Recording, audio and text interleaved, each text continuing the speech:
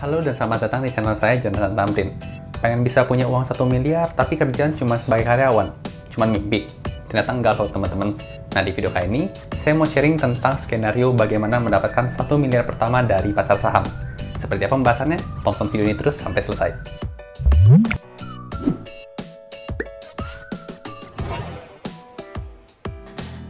Oke, sekarang kita langsung masuk aja ke skenario mendapatkan 1 miliar pertama dari pasar saham.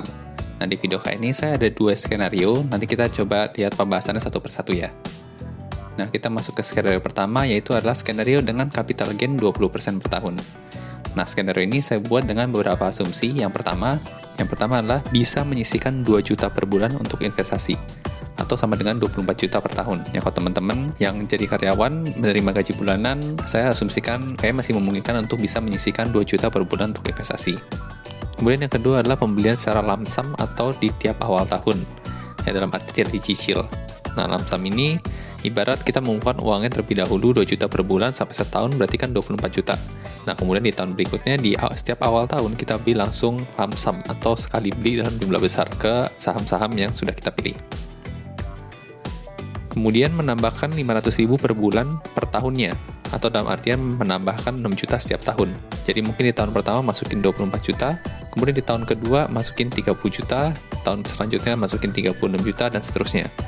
Nah, karena ini asumsinya sebagai karyawan kan setiap tahun ada yang namanya kenaikan gaji ya, tergantung performa kita masing-masing juga. Kalau memang ada peningkatan gaji, alangkah baiknya kalau memang selisih dari peningkatan gaji itu kita pakai untuk ditabung atau diinvestasikan dibandingkan untuk peningkatan gaya hidup kita. Kemudian yang keempat, pada skenario 1 ini mengasumsikan sedikit atau nol pengetahuan tentang teknik investasi saham. Nah, untuk teman-teman yang mungkin tidak punya pengetahuan sama sekali tentang cara analisa saham, cara memilih saham yang baik, seperti apa, nah itu juga sebenarnya bisa untuk mendapatkan 1 miliar pertama dari pasar saham. Ya, dan sini catatannya adalah hanya invest di saham blue chip saja. Dan blue chip ini berarti saham-saham yang bagus, yang terkenal, yang sudah mempunyai track record yang konsisten positif.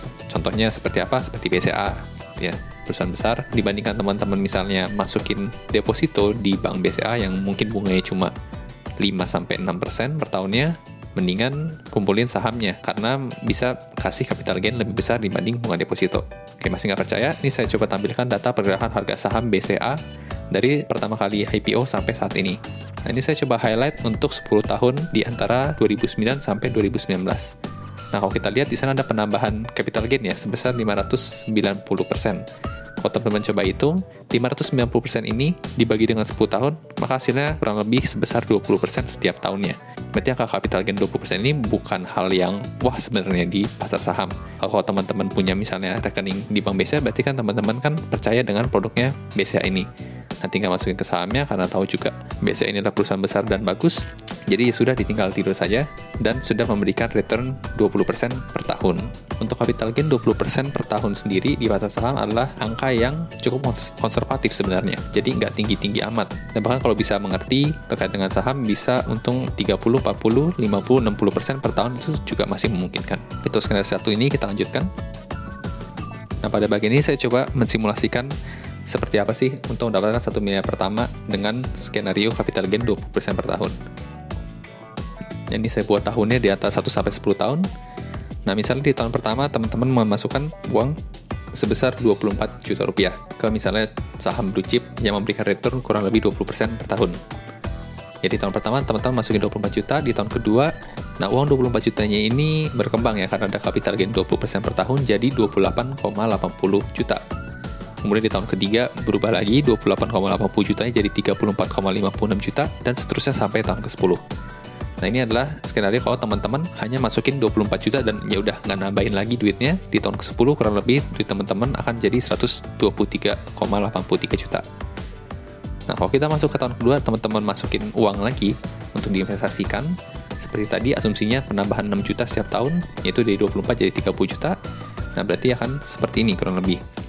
Dan kalau di kanan ada totalnya, bisa kita lihat di tahun pertama karena hanya masukin 24 juta, berarti totalnya hanya 24 juta di tahun itu. Kemudian di tahun kedua karena sudah bekerja, menerima gaji, menyisihkan, dan investasinya juga bertambah. Jadi total di tahun kedua, 30 tambah 28,80 menjadi 58,80. Seperti itu ya bacanya ya. Kemudian di tahun ketiga bertambah lagi, masukkan investasi tambah 6 juta setiap tahun. kemudian tahun ke-5, tahun ke-6, tahun ke-7, 8, 9, dan ke-10, maka hasilnya akan kurang lebih seperti ini. Nah, bisa kita lihat untuk bagian total, angka 1 miliar pertama bisa kita capai dalam kurun waktu kurang lebih 10 tahun. Dengan catatan tadi, skenario 1, nggak ngerti terlalu banyak tentang saham, kita tahu berapa perusahaan yang bagus dan terkenal, ya udah kita masukin dengan capital gain kurang lebih 20% biasanya per tahun. Ya, ini untuk yang skenario 1. Kemudian kita masuk ke skenario yang kedua, yaitu dengan capital gain kurang lebih 40% per tahun. Ya, sekali lagi ini sangat memungkinkan memang untuk memiliki capital gain lebih dari 20, 30, 40, atau 50% per tahunnya di pasar saham. Cuma untuk konservatif, di skenario 2 ini saya hanya contohkan untuk capital gain 40% per tahun. Dengan beberapa asumsi yang sama seperti sebelumnya, yaitu menyisihkan 2 juta per bulan untuk investasi atau 24 juta per tahun. Kemudian pembeliannya secara lump sum atau sekali beli dalam jumlah besar di setiap awal tahun, tidak dicicil. Kemudian menambahkan 500.000 per bulan per tahun atau tambahan 6 juta setiap tahunnya. Dan yang terakhir yang berbeda dengan skenario 1 adalah mengerti teknik value investing, ya, atau invest di saham second liner.